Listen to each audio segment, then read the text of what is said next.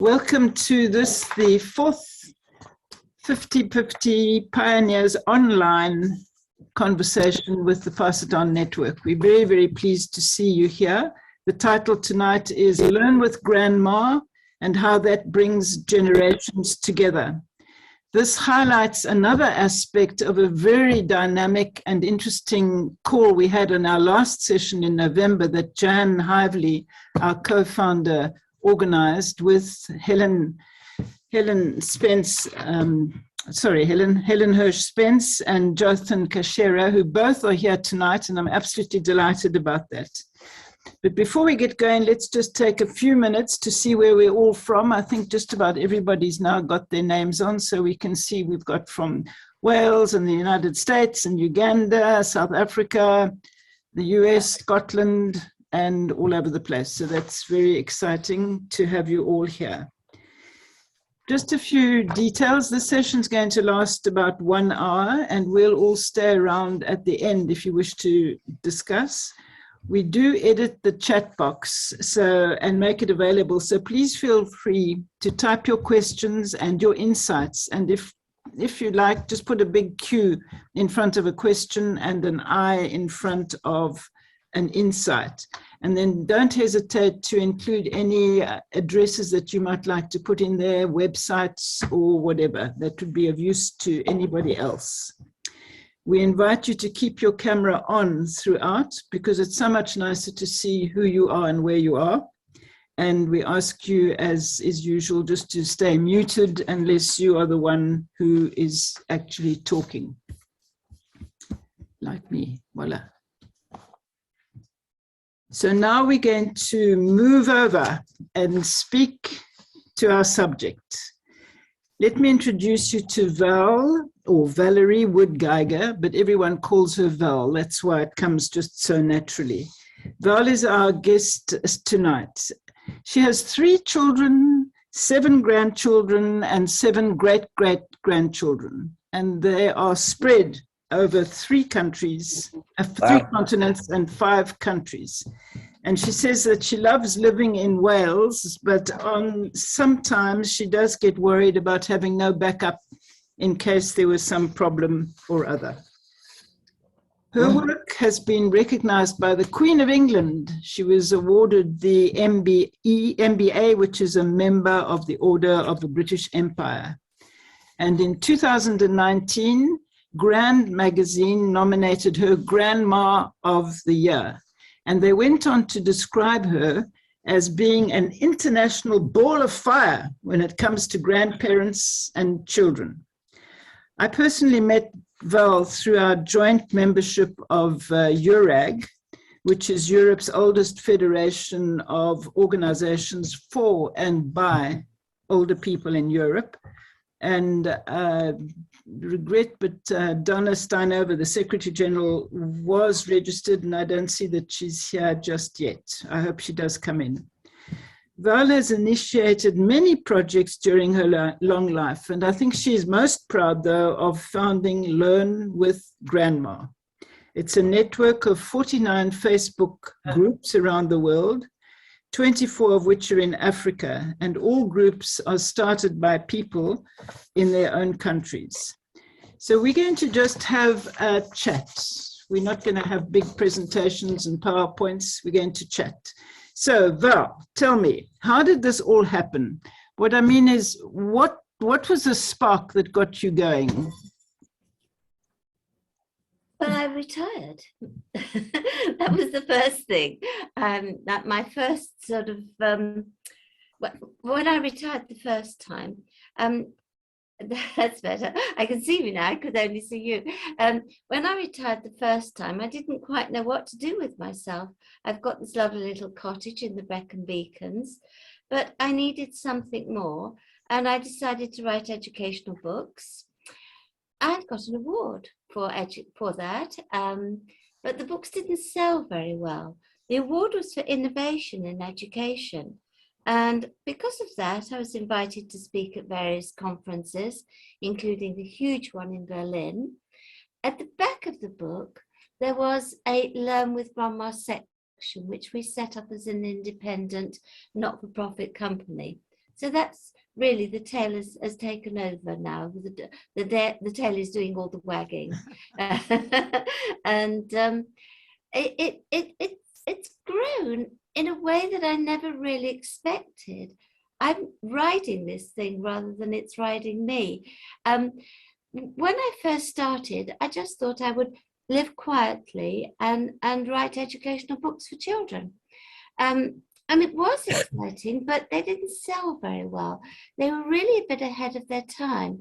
They had a CD and a video, not you know, the old cassette videos. So really, they were very costly. We've moved on, and I do want to talk about the project that I've been talking to UNESCO about, which is a mother language project. But gradually, oh, and then the next really big development was in 2013, I died. I had a triple bypass followed by a cardiac arrest, and the surgeon said, "What are your plans now?" And I said, "I suppose to retire." And she said, "No, you're totally the wrong type to retire. You need a new project. So start something new." I don't know whether that meant knitting or starting to, or going around the world, but actually I didn't mean it to go around the world. I just started sharing ideas of things that we can do together across the generations, things using the technology. I'm 80, and I know Jan is even older, but here we are, both using IT. Maybe we'll never be as good at it as our grandchildren, but we know stuff they don't know, and they know things we don't know. So if we come together, we can actually learn from each other. I saw an article by a young man the other day who said, "I've got 3 degrees, but it was my grandma who showed me how to light a fire." We still need all the traditional skills that we survived on for millennia after millennia before all this IT business was invented. We need the traditional skills too. We can't survive without the traditional skills too.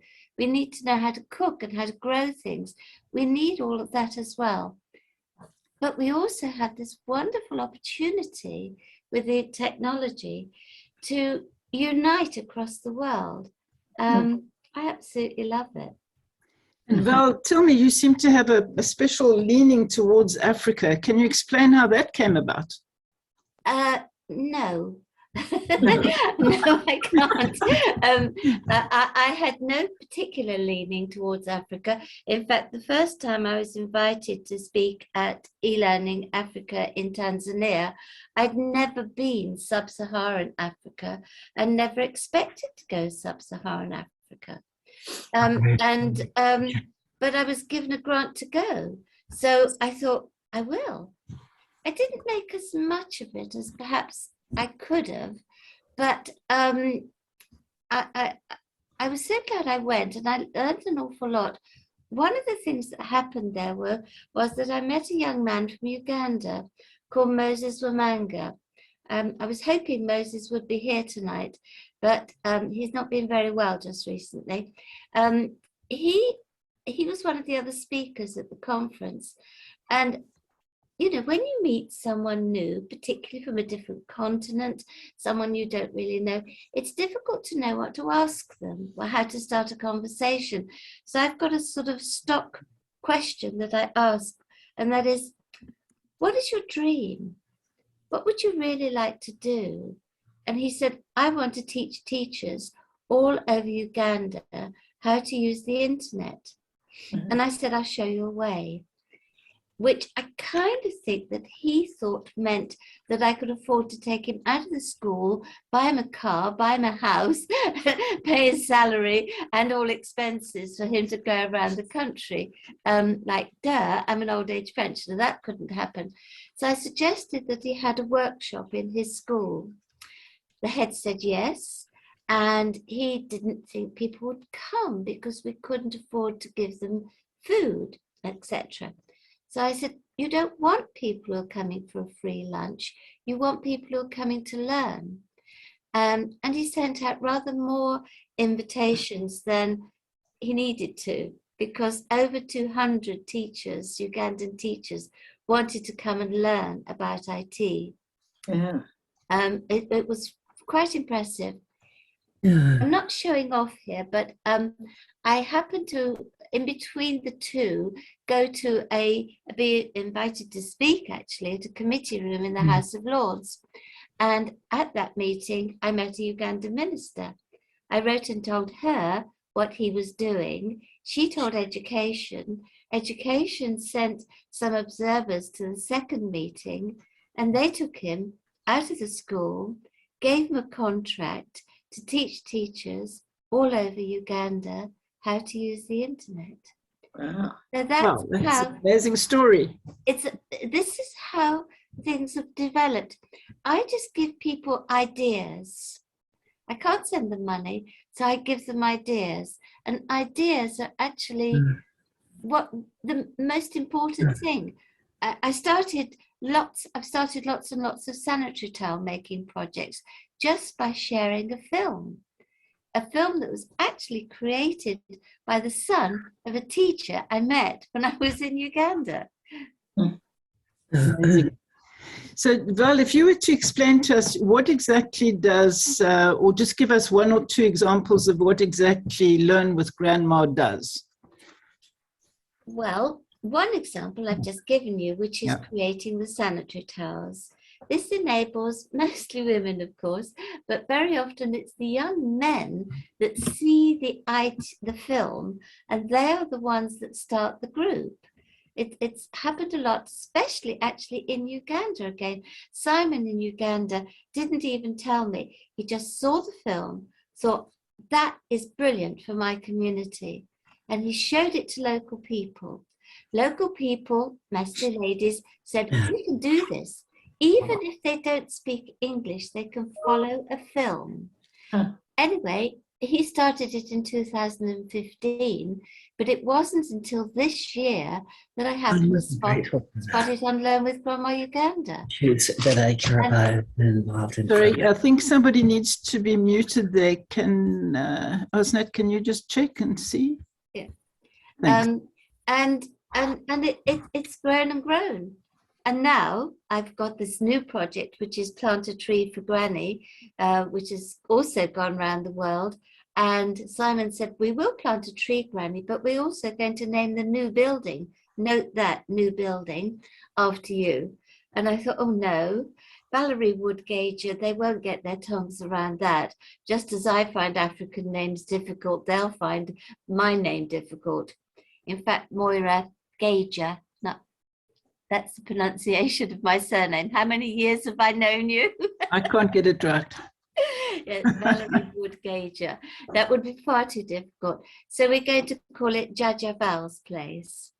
Jaja is the local African name for grandma. No, it isn't actually. It's for a respected older person. We've got a gentleman from Uganda. He'll correct me if I'm wrong, but I think that's what it means, respected older person. I think in Southern Africa, at least in South Africa, and Linda and Grace will correct me if I'm incorrect, it's Gogo. That's right. Yeah. And the other day I saw a wonderful banner in the street, or an advert for a film, which was called Go, Go, Go. And it was all about, apparently filmed in Kenya, and it was all about this grandmother and what she was doing. And because I think the women in Africa are absolutely outstanding. They do the most amazing things and keep things going. Well, I was at COP, the United Nations conference on climate change, and there was a young lady, well, half my age, so she is a young lady from Uganda called Jennifer, and she said that grandma is called Cuckoo in her area. Cuckoo. Which I think is lovely.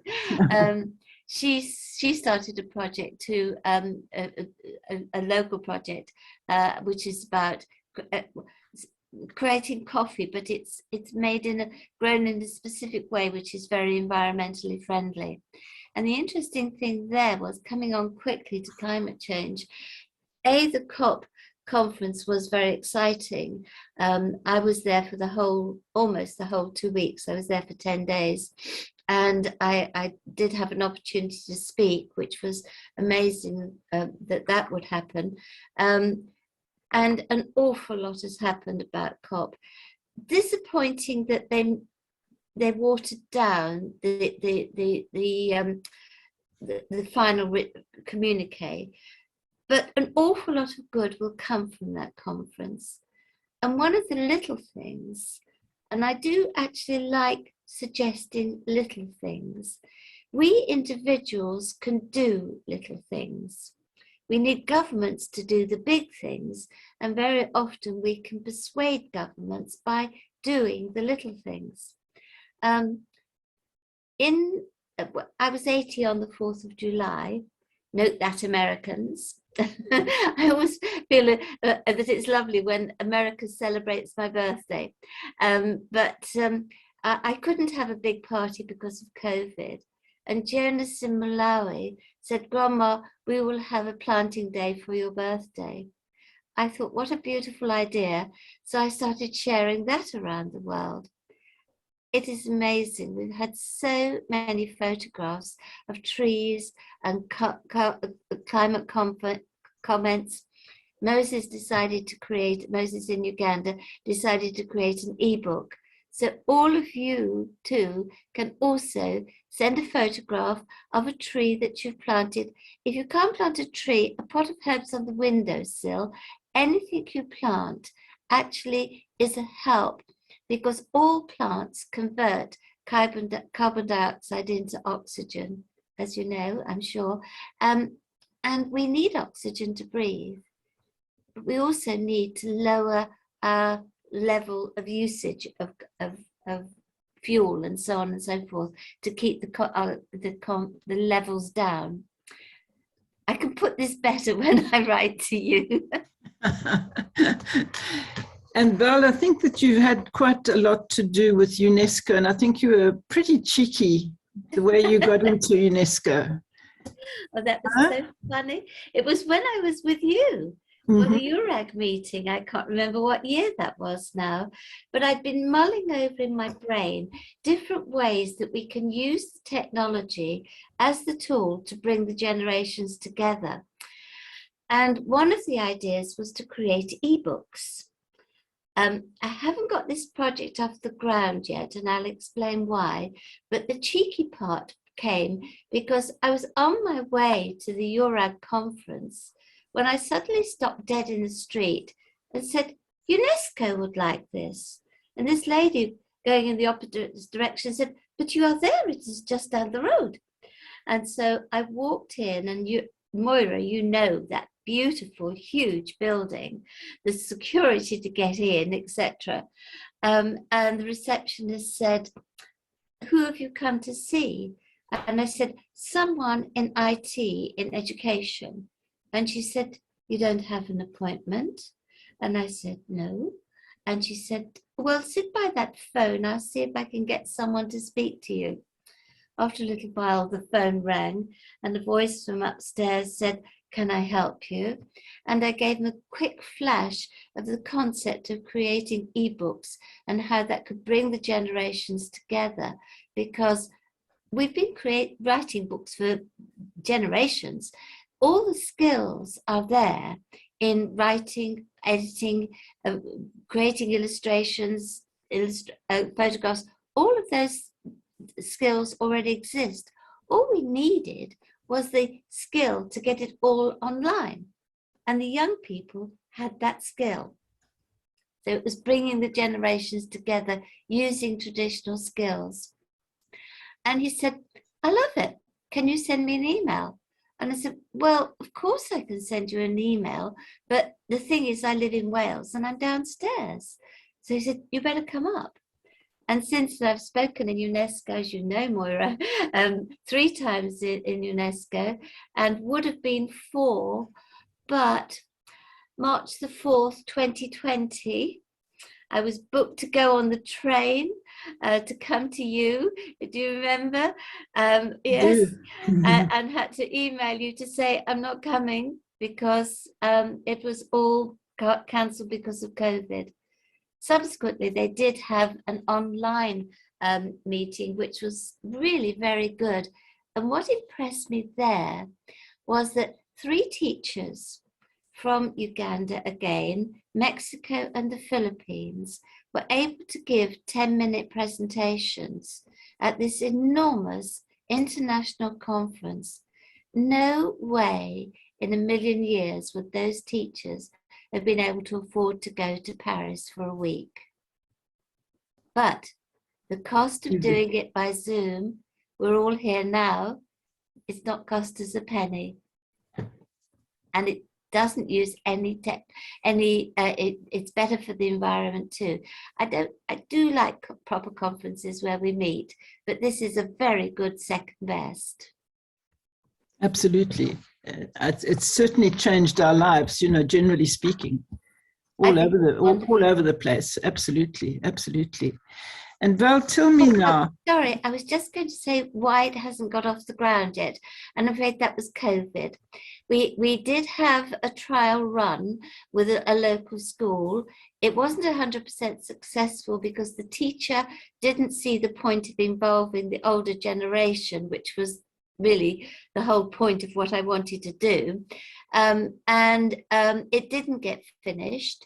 And then it couldn't get finished because we couldn't bring the generations together and we couldn't get it online in time. And COVID hit. But again, sometimes God works in mysterious ways. That was a very good experience. But since then, we've had this explosion in technology because of COVID that actually has enabled us now, with Moses' help from Uganda, to get it online. Any school, any community, anywhere in the world that has internet connection can create an ebook about their local legend. The legend could be like the one here, the story of the lady who came out of the lake and taught her sons the medicinal properties of herbs. It could be a local legend of a person. It could be anything that people wanted to do, just as all the books that we write can be about any subject. We can create an ebook and it can be done by local people at 0 cost. We've got the technology to do it now. It is pretty remarkable, isn't it? It's happened so quickly.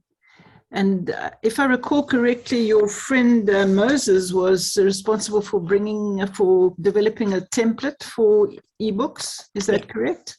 I have the link for that now. So what would one do if one wanted to get involved in that?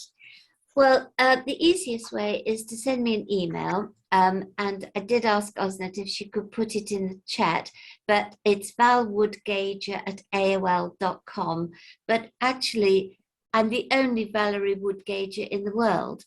And I know that because we're such a small family, likely to become extinct actually, because only the girls are having babies. The boys aren't doing too well on that score.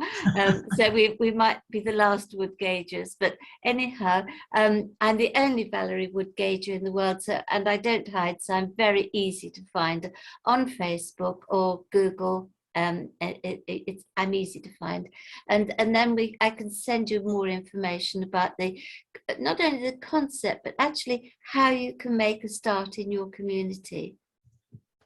That's absolutely fabulous. I really liked what you said earlier on when you mentioned the fact that every little thing helps. And I'd like now to open the floor because we've got such interesting people that are listening to us.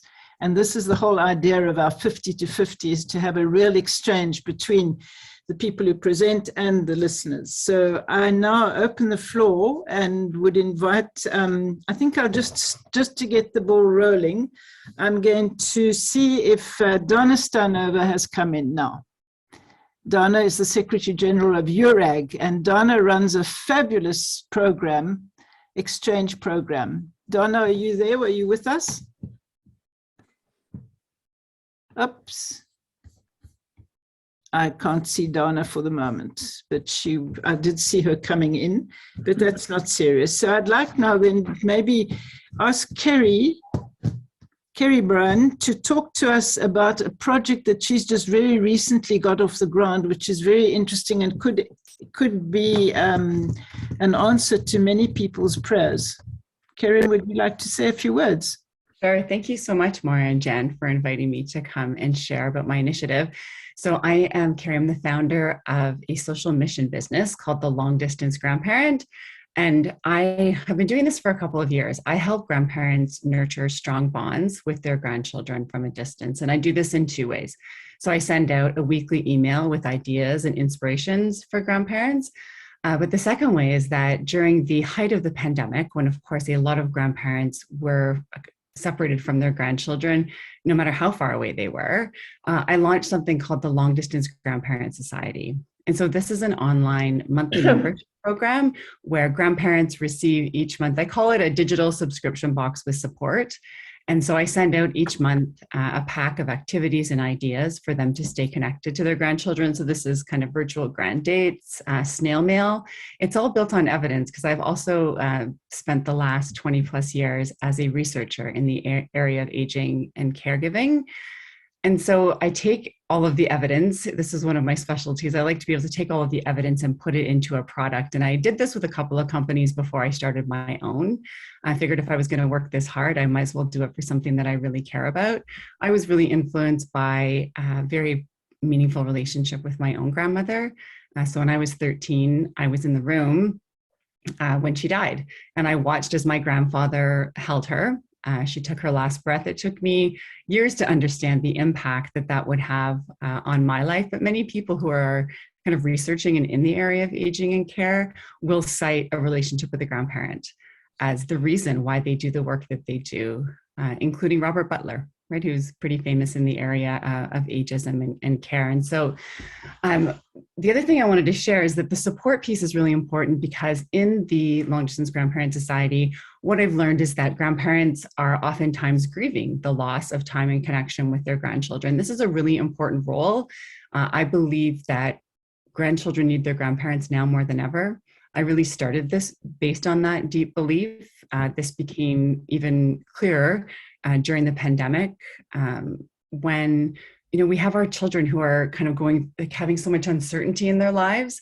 And I think that grandparents are key to providing a sense of security, a sense of belonging. And so in this membership, we come together every month, we share wins and challenges.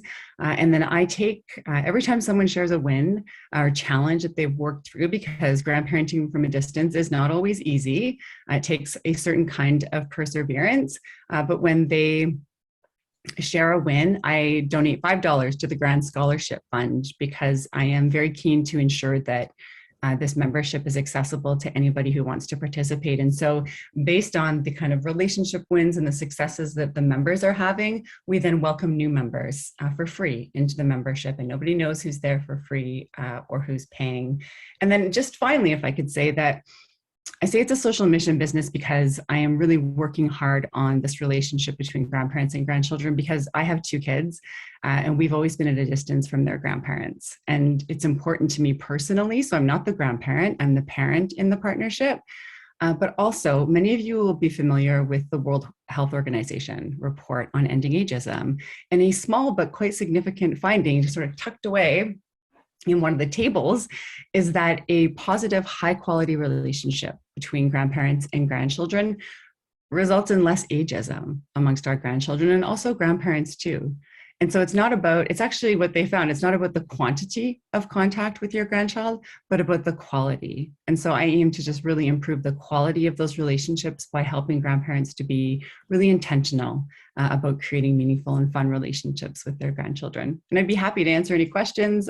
Reach out to me, I'll pop my email into the chat. You can check out my website. I have loads of ideas there if we have any long distance grandparents on the call, and yeah, happy to share and to help anyone can. I'm one. As Moira said, 5 continents and 3 continents and 5 countries, and I love what you're doing. It's very Learn with Grandma. It's absolutely is. We are on the same page. We all have skills and we can share. So first of all, I've got your details. I've just written them down here. Please join Learn with Grandma Canada. Okay. Because there's a group for Canada. And actually, because yours is long distance, then do also join International, because what you're doing, you can share to both of those groups. For the local people, share Canada and internationally as well. Right. That's so interesting. Good. Please make use of the chat box to put all these connections and links and whatever for everyone there. But I think it's a nice way to introduce Tash Miller. Tash was an intern with Pass It On Network and brought a lot of positive things to us and taught us an awful lot. And now, Tash, I'd just like you to mention why you decided to do the dissertation that you're doing. And we can see if we can quickly run that poll that you asked us for. Just one question. Can you go ahead? Absolutely. Well, firstly, I'd like to thank you for inviting me back tonight. I had the absolute honor over the summer of interning with the Pass It On Network with one of my good friends now, Ollie. And we just had the most fantastic summer learning about ageism and intergenerationalism. Before summer started, I had a dissertation proposal and I'd started writing it. And towards the end of my internship, I threw it out the window and decided that intergenerationalism was exactly where I wanted to go in my final year. So I am currently embarking on a ridiculously long project about how intergenerational relationships affect our views on ageism, and particularly our self-directed ageist attitudes, which really links back to what Kerry had just mentioned with the World Health Organization's report, that having quality relationships really reduces our self-directed ageist attitudes later in life. So if you have any resources, if you've got any pieces of literature, anyone, I'd really love to read it. If you work in an organization that works for intergenerationalism, particularly with young people's attitudes, I'd really love to read it. It'd be really helpful. I think it's either Moira or Osnat who has that poll, but I would just like to run just a little bit of a question. When you were growing up between as a child, a young adult, if you are now, if you were a few years ago, were you fearful, scared, or anxious of aging and growing old? Just a yes, no, or not really.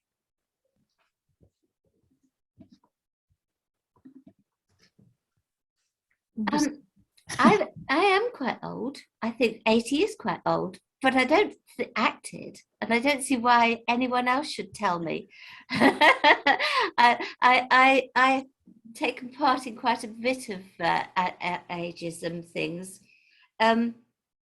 It's my choice. I can decide that I no longer want to walk up the mountain, and I don't, because I've been up there so many times and it takes a long time and I haven't got the time anymore. Not that I can't do it anymore. I don't want to do it anymore. I can decide that I will go to COP and go up on the train to Glasgow and find a free bed, staying with a lady vicar. That's my choice. I don't want young people saying to me, should you do that at your age? On the other hand, if someone offers me a seat on a train or a bus, I say thank you very much. Super, thanks, Val. I'd like I'm pleased to see that Donna is here. Donna, Secretary General of URAG. Yeah, can you hear me? Just like you, wouldn't you like to just tell us about your exchanges? Oh, I thought about the experimental university for grandparents and please grandchildren. Do that. Because it is a good example of intergenerational relationship. I have founded this experimental university for grandparents and grandchildren in 2004 in Prague. And actually I got the idea, it was inspired by a conference American Society on Aging in Chicago, where I met also Jan Hively, where she was talking about you know, how we should positively deal with our aging. And someone else was talking about a similar project, but in much smaller scale. So when I came back, I decided that I will establish this intergenerational educational project on the academic ground. And we started at the Faculty of Mathematics and Physics of Charles University, and the first subject was astronomy. And we got 50 grandparents and 50 grandchildren who studied together for 2 years. We were going for excursions, and we were learning about you know, different aspects of astronomy. And then we had a summer camp where we were observing the night sky and observing the stars and all these how are they called, this anyway, everything that was connected with that subject. And since that time, every year a new subject was offered. And then we were interrupted by pandemic. So the last subject was how was life in antiquity. It was done on the Faculty of Philosophy of Charles University. And again, the summer camp was in Rome last year, even during pandemic. And we have, you know, this is so exceptional because the whole summer camp was about activities for both generations, for grandparents and for grandchildren. And they mutually prepared it. So the grandchildren prepared games for grandparents and the other way, you know, around. And we spent always one day in the city and one day on the seaside. And in the city, first they got a lecture, and then they went to see everything in reality. And then at the end we had a theater festival of amateur theater festival, where everyone wrote his own script. And all the topics were about Rome and romance or about antique, but everything happened in Rome. My own grandchildren, they prepared a play about, which was, the title of that play was Lost in Rome. Lost in Rome. Yes. Donna, thank you so much. I'm very keen to see if Regine from France is here, because she runs the grandparents school in Europe, to see what she has to say about your initiative and her own initiative. Regine, are you available? Oh, where is Regine? Regine. Okay, Regine maybe will come on a bit later. Who else would like to tell us what of their experiences and what they're doing? Silence. I wonder if that gentleman from Uganda would like to tell us what he's doing, because I'd like to put him in touch with Moses. Hello. I think he seems to have his standard photo up on there. Ah, what a pity. Ah, yes, that is a pity. That is a pity. Hello? There he is. There he is. Hello? Hello. Hi. Hello. What do you do in Uganda? Mute my mic, so I was speaking, but actually you weren't hearing me because my mic was still muted. Ah. So Oh, it's a wonderful feeling already having to interact with all you people like I've been doing here with our seniors here in the community. So at Mystery Gorilla Foundation, a grassroots organization based in Kabale in southwestern Uganda, we started this project earlier on in 2020 when we realized that most of the children were missing a great deal by not going to school. In Uganda, schools have been under lockdown for nearly 2 years now.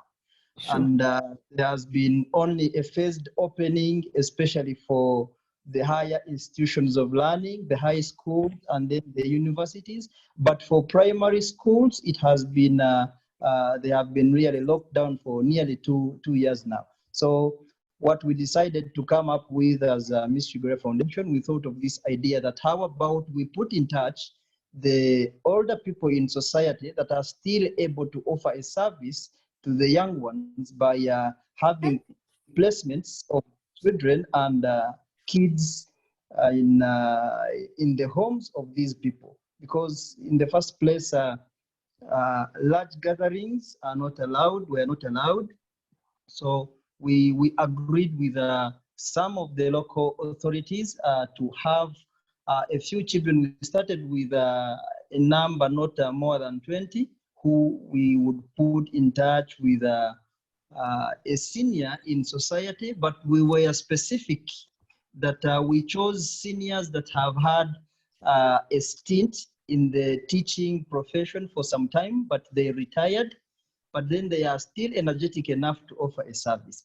So the main goal of our project was to promote, to bring the two different worlds together and create an opportunity for the different generations. And we felt that by creating an intergenerational school support service, these older citizens in society would help children who are struggling with motivation and a work rhythm. And at the same time, the seniors, they remain active and they feel valued and I mean, connected to the new generation. So all parties have a win-win situation. All parties have an incentive to find benefits and satisfaction, you know? And please join Learn with Grandma Uganda and write about this on and if you've got photographs that you can add, please do, because this is absolutely what I'm talking about. I need to know more about you. We need to be in touch. Good. Use the chat box. And Joan, I'm very good at doing that, Jan. Joan Ditzian's had her hand up for a long time. Sorry, Joan. Oh, it's okay. I think there's a great program. I love the theme.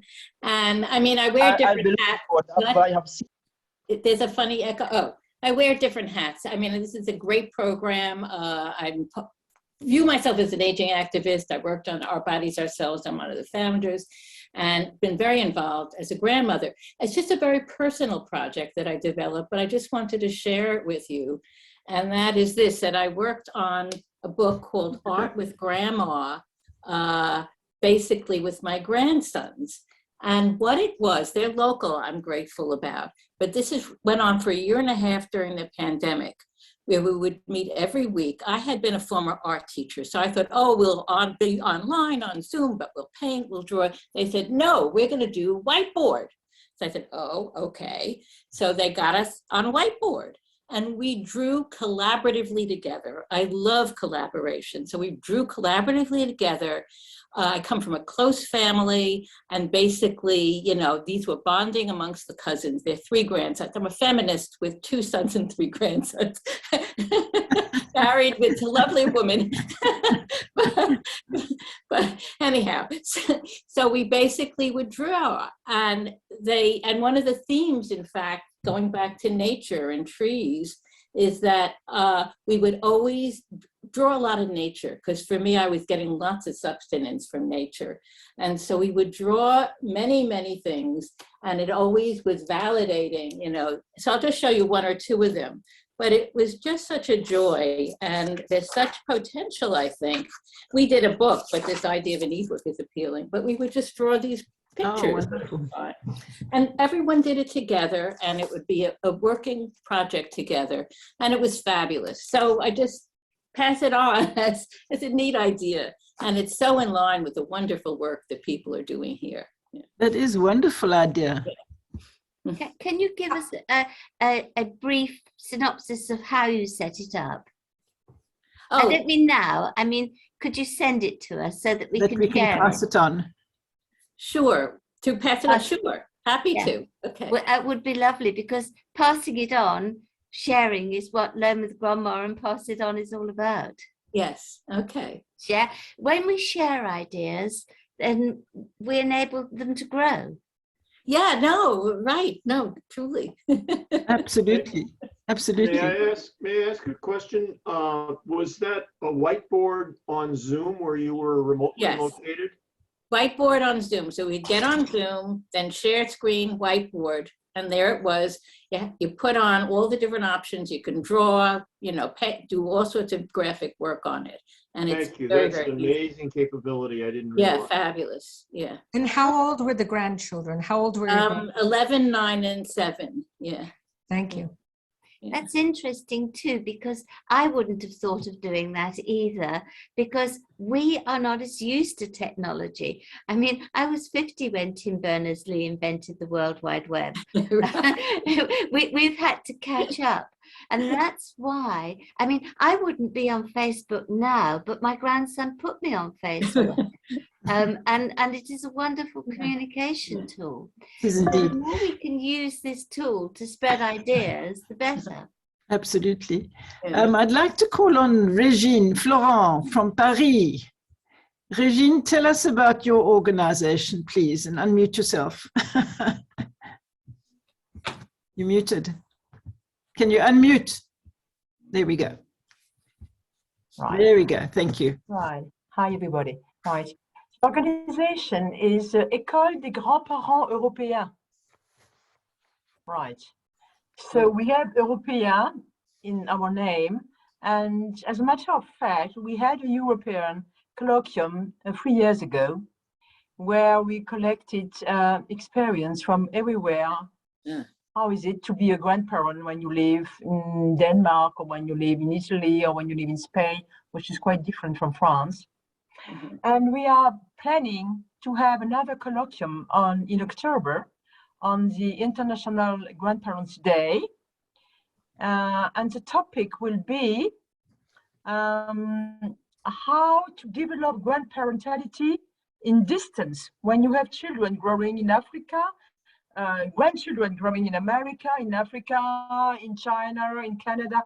I have a granddaughter in Canada, and she was born during the COVID. So when we met her for the first time, she was nearly 2.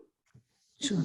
Okay, and so on. So this is on the 3rd of October, and it's very interesting to hear all these grandparents being grandparents, even if the grandchildren live very far. Right. And what we had, because of the COVID, we developed how to be grandparents in distance through Zoom and FaceTime. Yeah, long live Zoom. Yes, and my daughter, well, I have a very funny sentence from one of our grandchildren. We have 6 grandchildren, my husband and I, and every day during the COVID, the confinement, what we call the lockdown, right? My daughter would say to the youngest, 6 and 9, I don't want to see you. Grandma is looking after you.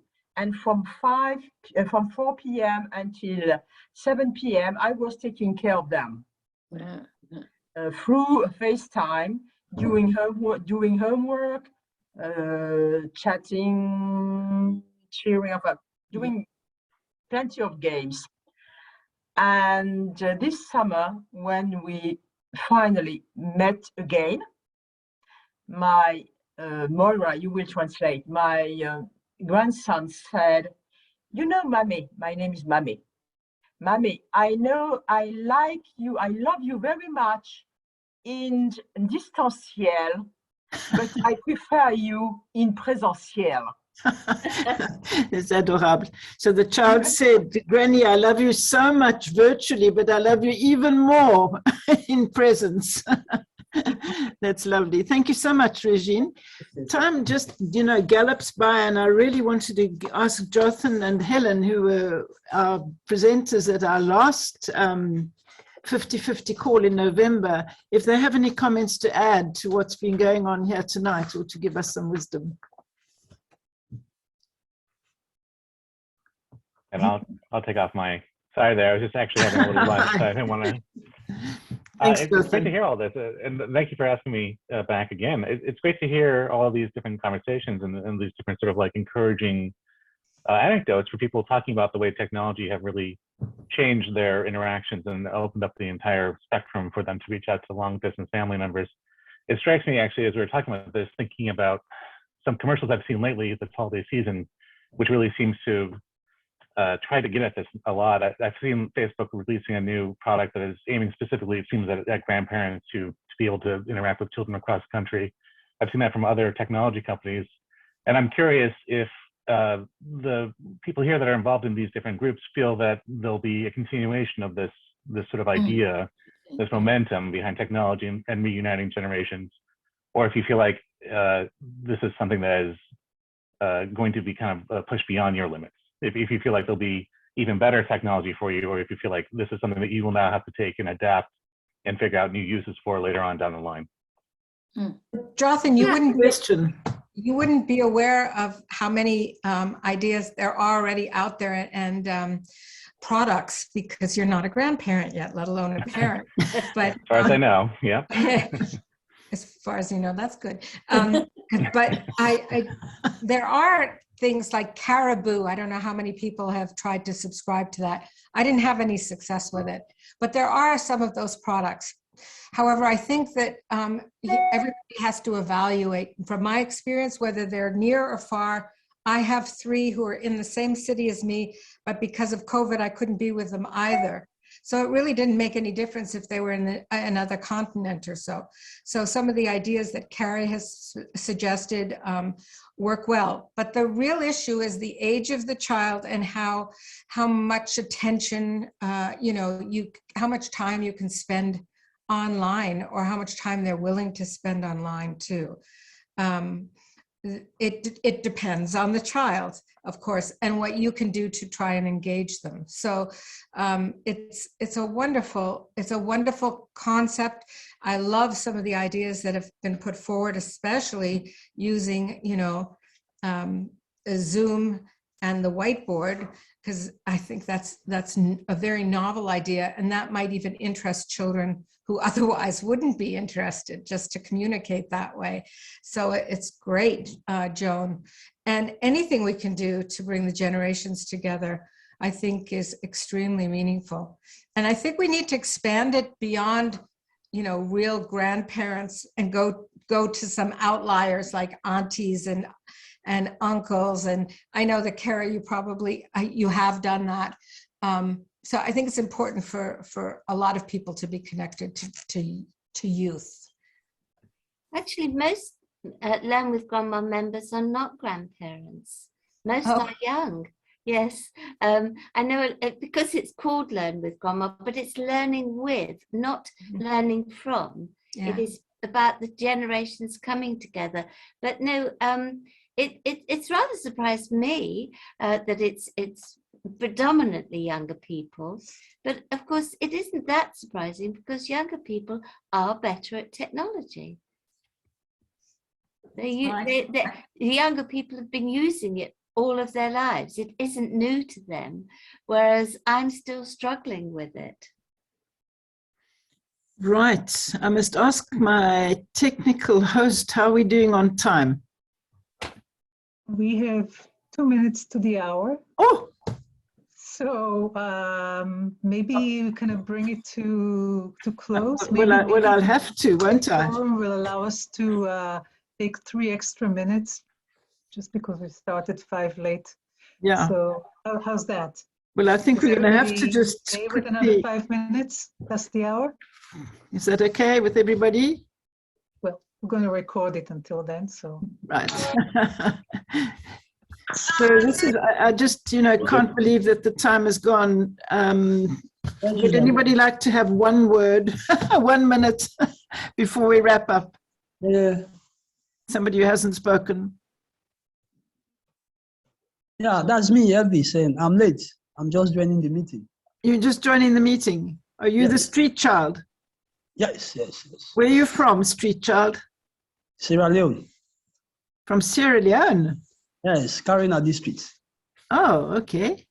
Yeah. And how come you came to our meeting? Are you part of Learn with Grandma? Yes, and I was invited to join the meeting by Valeria. Okay.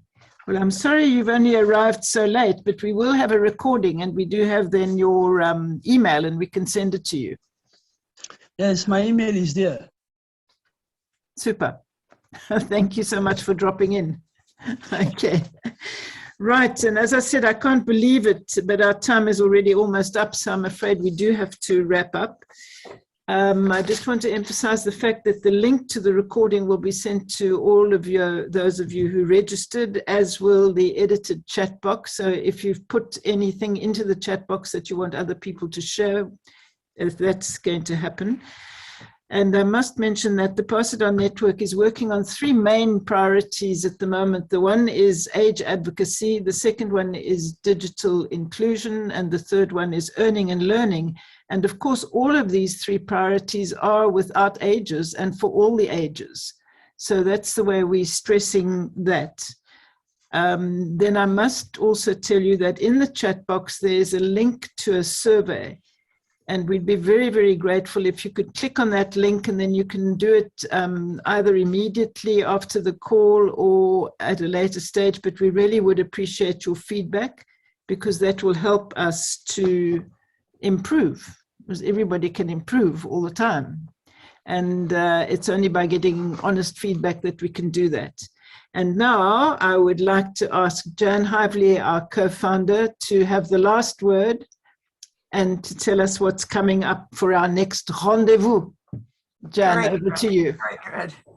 Well, we're going to be skipping January, and our next 50-50 conversation is going to be on February 21st. Is that correct, Moira? Monday, February 21st. Monday, February 21st, at the same time as today, which is at 1 p.m. in your Eastern time, and 7 p.m.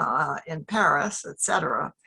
But we hope that you'll join us. And it's so interesting because just as the link is there between the last program on intergenerational interaction, so we have the link from this one led by Valerie on Learning with Grandma, to the next, because in the next session, which is under our priority of age advocacy, we want to talk about how we feel as older adults in relationship to those policies and attitudes that define us by the numeric number of years that we have lived.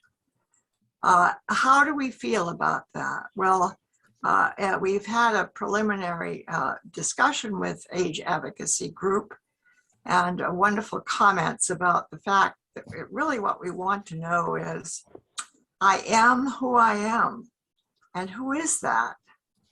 And another person, me, I am all my ages. Sometimes I'm 16 with my hands behind my back, scared to death of going into the room with all those people that I don't know. And sometimes I'm feeling ancient and filled with disability when a wound doesn't heal. But I think that in general, the point here is that we want to hear others for this discussion, because we really need to be able to express the potential for aging. Life is lifelong, and we need to be able to express that from the get-go right through to the point of the last meaningful work, paid or unpaid, through the last breath, So our conversation is going to be about arbitrary age, numeric age, in comparison to the way we as participants in the conversation feel about our own age. How old are you? How old do you feel? We had such a good conversation in our small group that we decided that we wanted to turn this into a 50-50 conversation. In the meantime, I just want to say that any of us that has good bibliographic material for Tosh, what do we do with that, Moira? We want to be sure that people can continue to contribute to the bibliography for Tosh.